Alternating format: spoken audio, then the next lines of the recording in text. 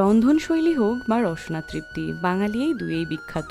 আবহমান কাল ধরে বাংলার নদী, নালা, খাল, বিলে চিংড়ি মিলত সহজেই। অন্যদিকে বাড়ির উঠোনে অযত্নেই বেড়ে উঠত লাউ গাছ। লাউ ছাড়াও লাউয়ের পাতা থেকে ডাঁটা কিছুই কিন্তু বাদ যেত না। সেই কচি কচি পাতা আর ছোট চিংড়ির মেলবন্ধনে খুব সামান্য উপকরণে বাড়ির গৃহিণীদের হাত ধরে শুরু হয়েছিল লাউ পাতা চিংড়ি। ওয়েলকাম টু এপিসোড 1 অফ শাক দিয়ে মাছ ঢাকা, ওয়ার উই এক্সপ্লোর সত্যি কি শাক দিয়ে মাছ ঢাকা যায়। বুঝেই গেছো নিশ্চয়ই, আজ বানাচ্ছি লাউ পাতা চিংড়ি। চলো বানাতে বানাতে একটু গল্প করি। তোমরা কি জানো, শাক দিয়ে মাছ ঢাকা এই কথাটা শুধু একটি প্রবাদ নয়, বাঙালির বুদ্ধির গল্প। একসময় মাছ ছিল বাড়ির সবচেয়ে দামি জিনিস। বড় পরিবার কিন্তু মাছ অল্প, তাই শাক দিয়ে রান্না হতো ছোট ছোট চিংড়ি বা মাছ। শাক বাড়িয়ে দিত পরিমাণ আর মাছ ছড়িয়ে দিত স্বাদ। মাছকে লুকোনোর জন্য নয়, বরং সবাই যেন সেই স্বাদটুকু পায়।